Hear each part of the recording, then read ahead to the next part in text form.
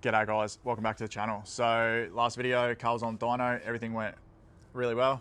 So the following week then went to Lakeside for the East Coast track day, but unfortunately pretty much rained all day. Got about 3 or 4 laps in right at the end of the day as the track started to dry out. It didn't ever really get dry, so I never really got to do any proper good runs or anything, never got to do any dig hits or anything. So pretty much all I got to do was a couple of, parade laps and a couple of little hits up the straight. Had a few little runs with like Frankie and Josh, tried to, have some runs with them, but like I said, truck was soaking wet. The only person out there crazy enough to go full steam ahead really was Frankie. So I did get some footage on my metas when I was driving. Might chuck some of that in now just so you can see everything I saw, but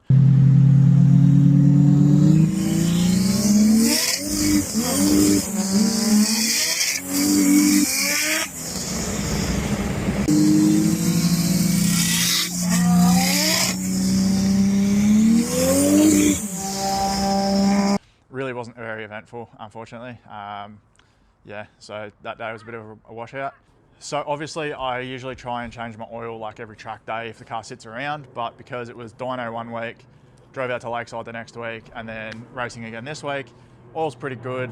There's no condensation or anything in it. It's nice and crystal clear. So not going to change the oil before this track day. So that's good, saves me $100. So just going to wash the car, get it all ready. A couple of little odds and ends I usually do. Load the car up, put all my stuff in it, get it all ready, get it all dialed in. So the only real thing I need to do this week is probably, I'm gonna empty my catch can, just that sort of stuff, just a little maintenance-y stuff. Check all my levels, power steering, coolant, all that stuff, make sure nothing needs topping off. Get the car a wash. Now, I did clay bar both the BA and Tesla a couple of weeks ago. I've been using Bowden's Happy Ending on it, so it's actually really satisfying to wash it now. The paint still looks garbage on the BA because it hasn't been cut and polished or anything like that, but it feels nice and smooth. Obviously being clay barred, it's real slick, and then it's got some coating on it now, so it's a little bit shinier and stuff, but it's still scratched and really gross. So obviously it doesn't look great, but it's much easier to clean it and dry it and that sort of stuff now. So a bit more satisfying than just watching, water just sitting on it.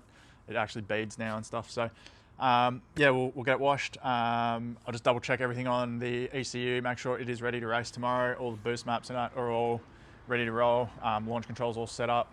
Other than that, this is probably going to be a real short video, just getting ready for tomorrow, and then tomorrow's video will probably be separate. So let's get stuck in. So I'm just going to start with emptying the catch can.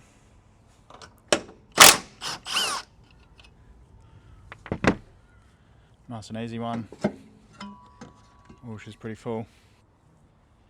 Well, off to a great start. Bloody got it all in my shoe. She's quite full. She's probably like full to here with water. Oh, full to about here with water. I tipped it sideways and it came out the bottom, out the drain. So let's go actually tip it out properly. So this is our coolant drain. So for sure this water will be fine in it. That is a lot of water. Oh boy.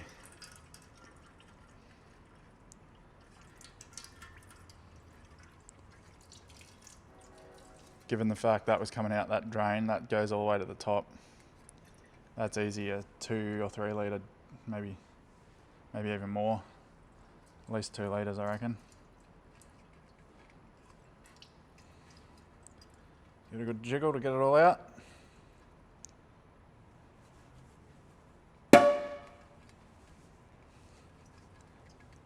All right, she's empty, and it was just water, just condensation.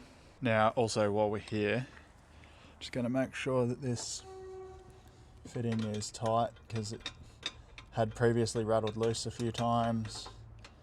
So while I've got that overflow bottle out, it's nice and easy to get to. Yeah, it came a little bit loose, not anything crazy. Just going to crank on it. Don't know if these comes loose or not. I don't think this has been coming loose, but we'll give it a little. Yeah, that's good. All right, happy with that.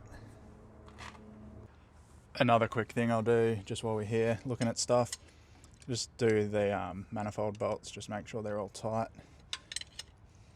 Given how warped the manifold was, Now it's had a few heat cycles, just make sure that it hasn't moved. Everything's looking pretty good though. That's probably, if all the front ones are tight, it's probably a pretty good indicator the rest will be, but I'll quickly do a couple of back ones too, just the ones I can easily get to. Just see if I can get to some of these back ones.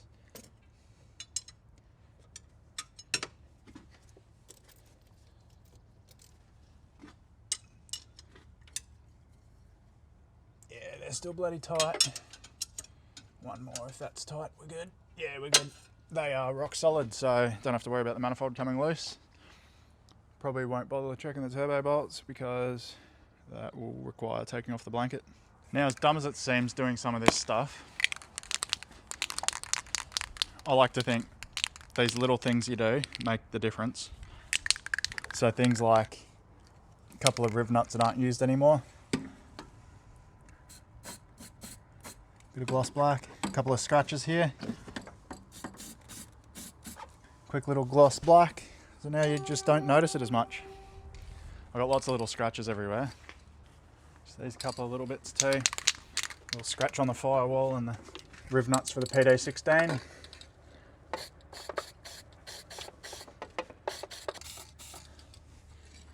Just little bit better. Oh, that still looks silver on video. Can assure you it's very black in person. That'll do me for today for my little OCD spray painting. Is it the best job? Nope. Is it better than it was? Yep.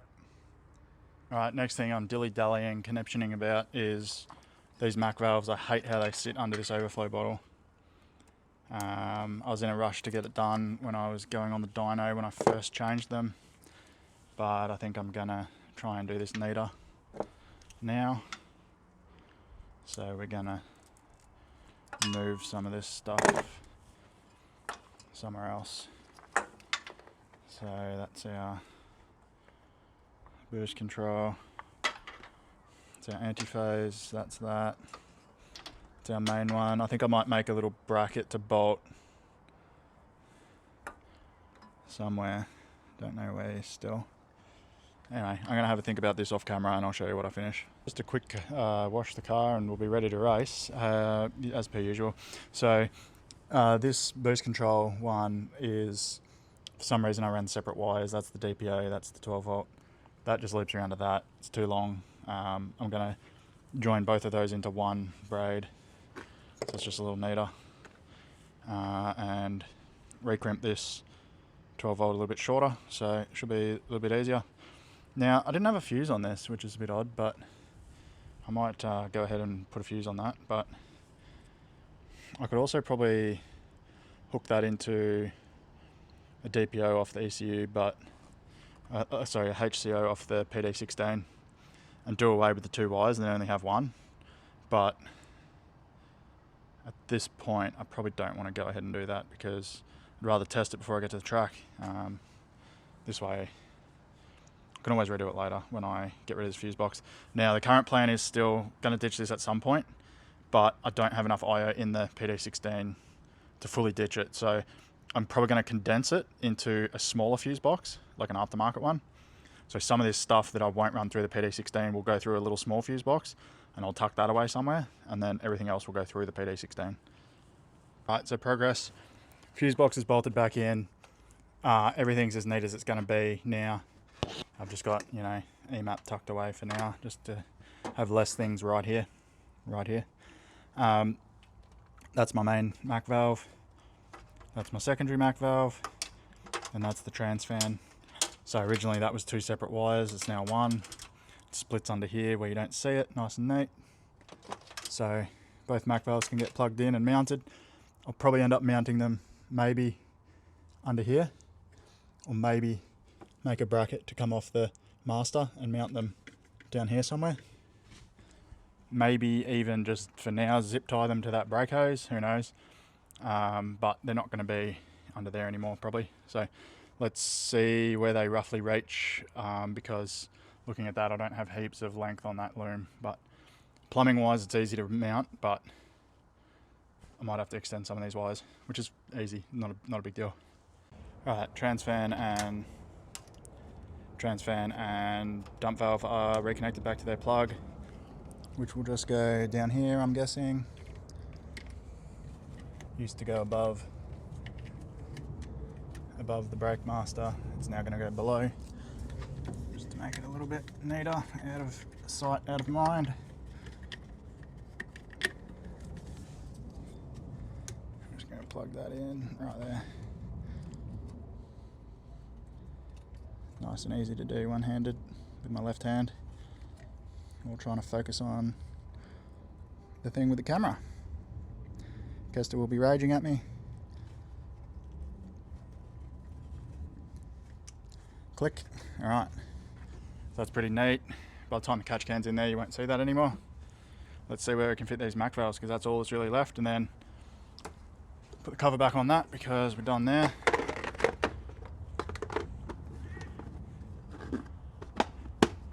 Beautiful. So let's see where we can fit these MAC valves. Okay, so the plan is starting to come together. So the top and the bottom of the wastegate goes to the MAC valves down here. They're just going to tuck down there. They're just going to probably just get zip tied to something fairly solid. Then the two inlets go into them. Comes to here. That's going to go on there. That goes from the turbo. Just going to zip tie all the silicone hoses. All the wiring's routed. That's plugged in. Runs down. This is the exhaust flap and the trans fan. That's all tucked down, and that's the other boost control solenoid. So just going to zip tie everything, put the catch can back in, put the overflow back in, and we should be laughing. All right, so that came out pretty good. That's now secured by that zip tie down there. It's pretty good. Once the catch can's in that position, it will hold everything in place. That will go in there. Nothing will really be able to move, so should be all good. And everything's tucked away neater, much neater. Not like a million things right here now, it's just a couple of straight wires and hoses. All right, now the only part you can see is a little T here. No one will notice what it is. Everything's tucked away neatly. If I wiggle this vac hose here, like it's not pinched anywhere. I'll focus on that bit and pull from the turbo end. You know, it's totally free. So is all this wiring, which you can sort of just see. Same as all the wiring in there. If I grab it here, it all moves freely. Not pinched in any way. Everything's good there, so perfect. So I'm really happy with that. Everything's bolted up now. Everything's really neat down here. It's just got that one sort of wire going. Skew F, everything's all tucked away down there. There's not crap going everywhere here now. There's not a bunch of crap sitting under here getting covered in coolant and whatever. It's all tucked in neatly down there. My paint's all starting to dry, so chuck this intake pipe back on, plug my EMAP back in, and we are ready to wash the car finally. That's enough dilly-dallying today. All right, back to looking minty fresh, a little bit cleaner than before. Do want to get some black hose clamps for them, but we're looking pretty good here. So now the only thing that really lets me down is ABS hoses going everywhere. ECU. I would love to get rid of the fuse box, the ECU into the cab, delete ABS, and maybe get rid of the overflow, but I kind of drive my car a little bit too much to have that fully deleted maybe. But if we get a trailer, we're deleting it. So for now, so she's going to sort of stay for a bit. Maybe get a plenum one day, but that will happen down the track because I still haven't even really used all my power yet because been wheel spinning too much. So let's get this washed today, and tomorrow let's run some power through it. All right, just to error check everything, I've got set to open loop boost. I've just done 50 duty cycle. So the phase and anti-phase are both at 50%. So we come up here, then I can reach my hand down in here,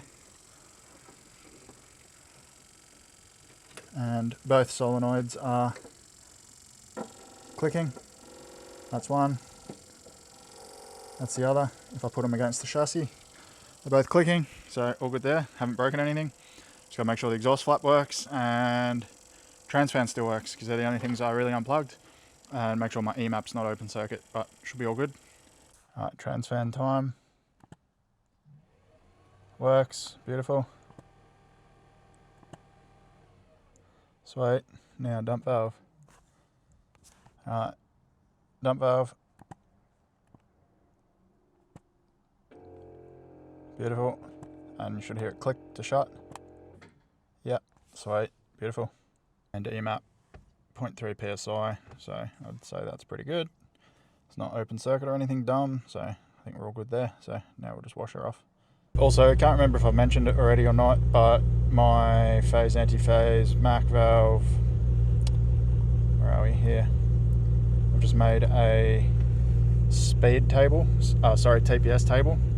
So when I'm cruising and stuff, the second MAC valve doesn't turn on. So that was what I was trying to do when it was on the dyno and it was making too much boost. So then when I'm in the throttle, the thing will still be 100%. So it'll work when I'm at more than 70% throttle. The boost control will work how it should. Anything less than 70% throttle, both MAC valves will be fully off. So they're both 0%. If I was to stab the throttle, one would go to 100%, which is the top one. So all good there.